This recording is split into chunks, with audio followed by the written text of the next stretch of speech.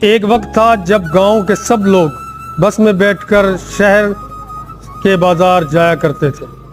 سڑک پر چلتی بس جب اپنا مخصوص ہارن بجاتی تو گھروں میں پتہ چلتا کہ پہلا ٹائم گزر رہا ہے۔ کسی کو اپنے ہاں مہمان آنے کی اطلاع ہوتی اور کسی کو اپنے گھر بیٹھے مہمان کو روانہ کرنے کی فکر ہوتی۔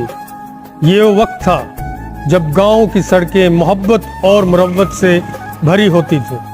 بسیں وقت کی پابند تھیں اور ان کا ہارن ایک علامت تھا جو لوگوں کو باخبر رکھتا تھا۔